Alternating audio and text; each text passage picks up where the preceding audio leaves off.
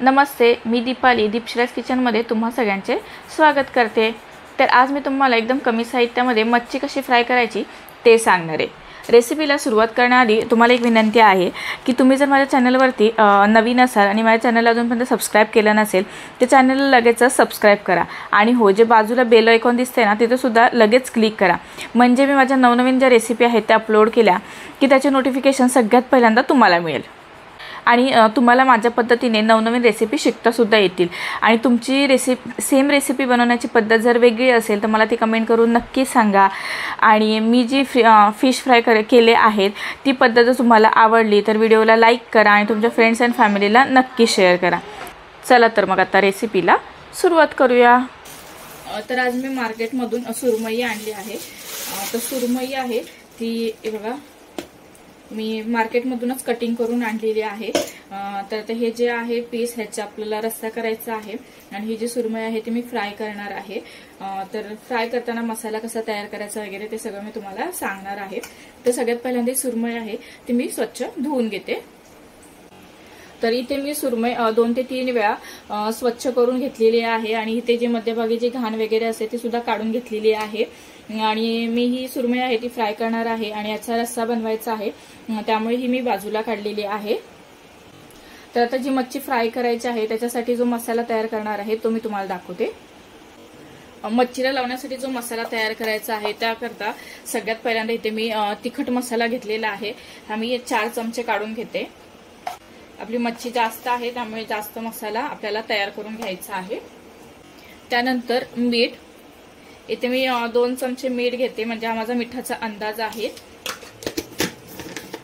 किती मच्छी आहे त्यानुसार तिखट आणि मिठाचं प्रमाण डिसाइड होतं, कारण की जास्त मच्छी असेल तर आपल्याला जास्त तिखट मीठ घ्यावं लागेल।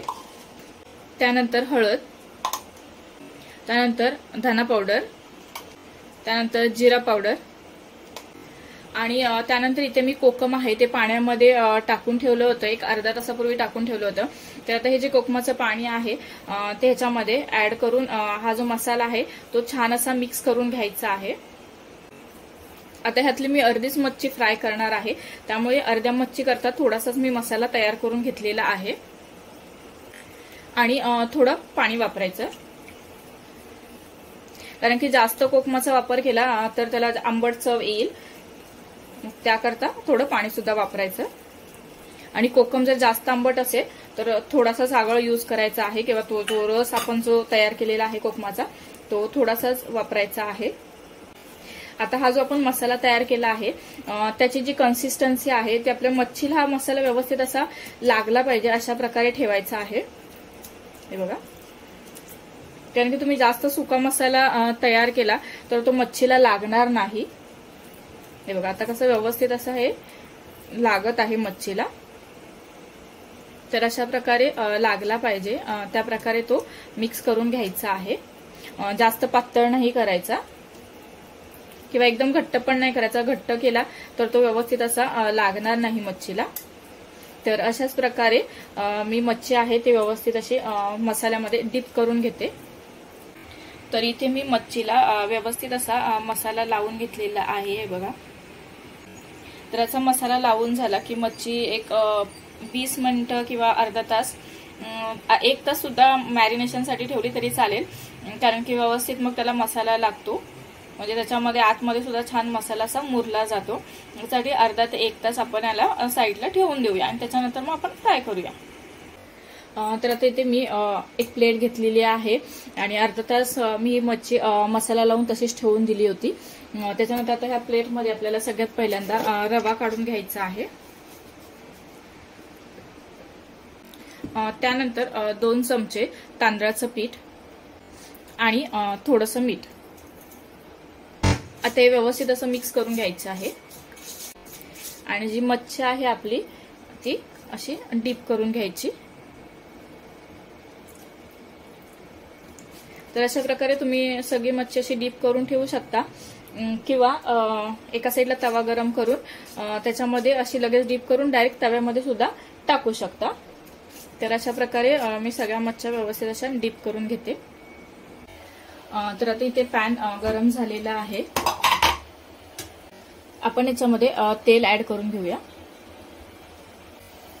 मी थोडासा रवा टाकून बघितला आहे की व्यवस्थित पॅन गरम झालेला आहे की नाही, म्हणजे तेल गरम झालेलं आहे की नाही ते. आता आपण याच्यामध्ये मच्छी टाकून घेऊया.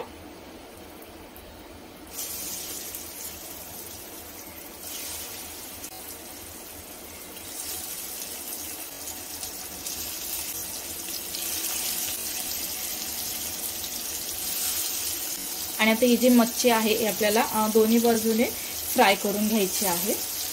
गॅस हा मध्यम आचेवरतीच ठेवायचा आणि मच्छी फ्राय करून घ्यायची आहे.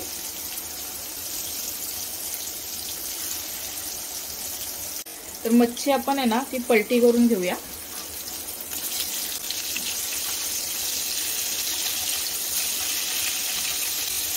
आणि गॅस हा मध्यम आचेवरतीच ठेवून आपल्याला मच्छी फ्राय करून घ्यायची आहे.